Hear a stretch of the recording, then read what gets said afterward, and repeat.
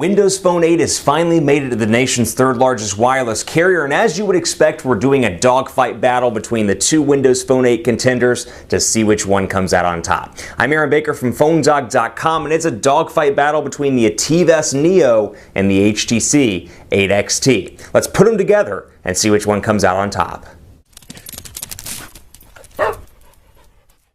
If you like Windows Phone and to date you've been on Sprint and been frustrated with their lack of Windows phones, you're in luck right now because the nation's third largest carrier has two new Sprint Windows Phone devices at that are available right now. The Samsung ATIV Neo is available for $150 and the HTC 8XT is available for $99.99, both with a 2-year agreement. Now, both of these bring interesting things to the table. There are also pros and cons to both of these devices, and that is why we're doing a dogfight battle to figure out which one of these is the overall best bang for the buck. Before I get too far into that, special thanks to our partners at Best Buy Mobile for giving us devices like the ATIV Neo and like the 8XT that we give to you for free at PhoneDog.com. When you walk into Best Buy Mobile, you'll walk out working, so regardless of which phone you get, they'll make sure your email, your web, your contacts are set up, they're unbiased, and thanks to them, you will walk out working with your new device this weekend. So let's do a quick spec rundown here of both of these devices and talk about how they compare to each other.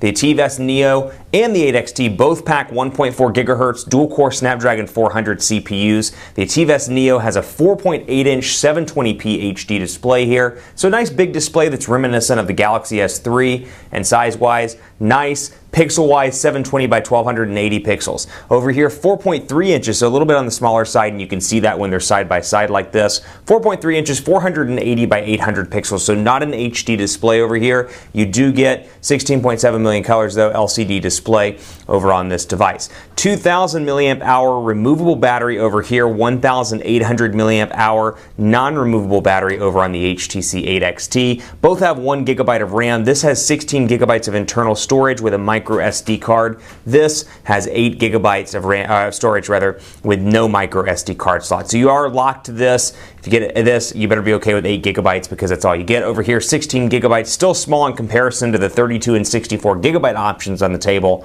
but you do have that micro SD card slot behind the battery cover. Both have 4G LTE connectivity and both have 8 megapixel cameras, both with 1080p HD video recording capabilities. Where the 8XT wins, a couple of different areas. It has Beats audio integration and has boom sound integration out of the box, which is something we've seen on the HTC One. So if you like that feature on the One, but for whatever reason you're not an Android fan, it's maybe a device for you that you should look at, or that's worth looking at rather. Over on this side, very similar to typical design language we see from Samsung and most of their Android products. You've got power button and camera shortcut button on the right spine, micro USB charging port down here at the bottom, volume rocker over on the left spine, 3.5mm headphone jack up top, and then of course your camera speakerphone on the back with Windows Phone logo and Samsung logo as well. You'll notice on both of these devices, neither one lists Sprint as a carrier. They are unbranded, at least from a carrier standpoint. Just the OEM logos are all you'll see on these devices. Over here, nothing on the left spine. You can see it's a two-tone, kind of like an 8S. Imagine the 8S and the 8X got together to have a baby. This is the 8XT, and it looks just like a merge between those two devices. Very similar in a lot of different ways. The two-tone color here between the blues.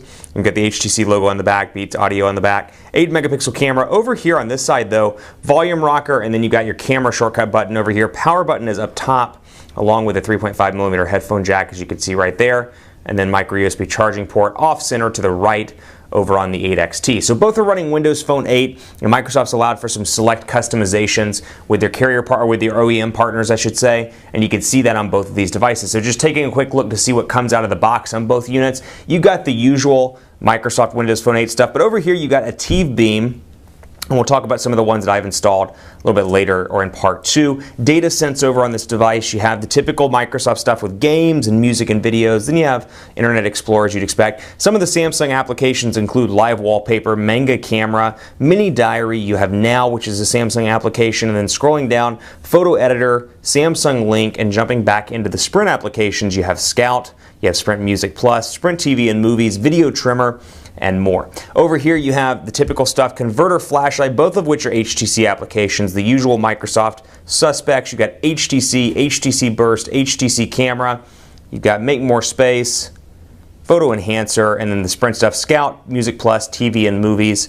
You got Visual Voicemail on both of these devices, Wallet on both of these devices, and then Store, of course, is part of the Microsoft Store. So design-wise in the front as well, you'll notice some differences. On the Samsung device, you've got two capacitive buttons down here, back and your Bing button, and then you got a physical home button over here. All three buttons are capacitive, back, home, and Bing all in one. So designs a little bit different here. Both of these designs are very reminiscent of their respective OEMs. This looks a lot like a Samsung device. This looks a lot like an HTC device. If I were to put tape over the OEM logos, I'm sure you could figure out exactly who makes which device. So we'll dive in here and take a look at the software. And you can see I've installed some stuff on both of these devices, but I want to show you just in comparison the Now application on Samsung. These are all value adds that you get on these devices versus the HTC ad, or application rather, over on the 8XT. Now, like I said, these OEMs are working hard to differentiate their devices and their respective product lineups, and then amongst others. So for example, Samsung wants this ATIV device to be different and better than the HTC 8XT. HTC wants to differentiate its device from Samsung products, not just Android, but also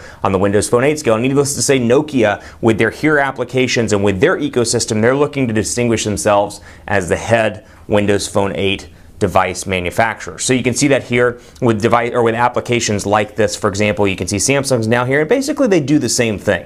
This gives you weather, this gives you news, this gives you stocks, weather, stocks, and news. But one's HTC, and you can see when I click on Dallas, for example, you can see animations here very similar to what you would see on an HTC Android device. Again, very similar over here. You've got a currency application in Samsung Now, and you get a lot of different Samsung goodies out of the box here. One of my personal favorites, ATIV Beam, because a lot of people have those Galaxy S3s and Galaxy S4s. With the ATIV Beam, you can jump in here, and Microsoft has a tap to send feature, which I'm just going to load up over here so you can see in comparison. Tap and send, for example, is turned on, so I can do NFC sharing between these two devices, for example, because they're both Windows Phone 8 devices. But what about the legions of people that have Samsung Galaxy S4s? Well, with the ATIV Beam, you can come in here and not just sync up with Windows Phone 8 devices, but also with Samsung Android devices, for example, like the Galaxy S4 that do S-Beam. So pictures, documents, music, and videos, tap them back to back, and you can take advantage of sharing documents on the fly or pictures on the fly. So that's a nice thing, and again, that's really playing up that Samsung ecosystem, which at least on the Android side is tremendous, and they hope to use that over on the Windows Phone 8 side to their advantage as well. Now that I said that, let me talk about some other HTC applications that I like. HTC's camera applications we'll cover here in just a little bit, but also one thing I like about this device is this, and I'll show you, find it right here, Data Sense, which comes on both of these devices. Go ahead and say yes. We'll go ahead and say one time, we'll say just this, we'll say it's 5 gigabytes, and it resets on the 3rd of every month. This used to be a Verizon exclusive. The exclusivity period expired, and now it's available on the T-Mobile, the Sprint, and on the AT&T Windows phones. I think Data Sense is great, and it doesn't necessarily apply as much to Sprint phones because you have unlimited data. But for those people that really care about their data allotment, for example, you're on a tiered data plan, or you want to watch your son or daughter's data use just to see what they're doing or see how much data they're using in comparison to you, how much time they're spending on the phone. Data Sense is great here because you can put in when your plan resets every single month. You can put in how many gigabytes you have, and you can see how much you have left, and usage-wise, what's taking the use. So for example, app downloads here, 29 megabytes people, 1 megabyte versus 10. Internet Explorer is taking up quite a bit over here on the ATIV S Neo, so you can compare those and see which ones do the best. So let's take a look at keyboard here really quickly because I want to show you the differences here. We'll just do a quick keyboard test. And Stephanie Hammersmith is deeply concerned about this project. This was a test message thread I sent to myself. So you can see the keyboard's exactly the same here, and the icons down at the bottom very similar as well. And you can see this switch, and I can switch phone numbers if I have somebody with 2 phone numbers in the contact area. So for example, just sending it here, going down to text message, and you can see 4.8-inch display, 4.3-inch display. First of all, I need to highlight the fact, and you won't see this on camera as much, this is a gorgeous display. Even at 720p, this is a really impressive display for a Windows phone. I continue to be impressed with the overall colors. They look incredibly well on this device. Black is nice and black, and these greens, very crisp, very clear colors. You really see the difference here, particularly after working with a 720p or a 1080p HD display. You really see the difference coming back to a 480 by 800 pixel display. You really notice the difference, and you can almost kind of see it here in the camera. If you look closely at the keyboard, you can see the difference in the blacks between this 4.8-inch HD display and this 4.3-inch non-HD display. So we'll do a quick typing test. Is happy, and we'll say over here is happy. And you can see they're both relatively easy to type on. Now, overall performance here, 1.4 gigahertz dual-core CPUs on both of these devices, 1 gigabyte of RAM on both of these devices. So overall performance is about the same on both units. You're not really going to see any difference. That said, it's going to depend on what you want. If you want something a little bit more compact and you can deal with a non-HD display, this might be your unit. If you want that HD display and you want something size-wise that's very similar to a Galaxy S3, for example, the ATIV S Neo may be your device. Stay tuned for part 2. We'll pick up where we left off and talk more about the software benefits, because Windows Phone 8 is very similar in a lot of ways. I want to see how these differ from each other. We're going to pick that up in part 2, and we'll talk about speed tests, and we'll wrap it out with the camera. Stay tuned for part 2.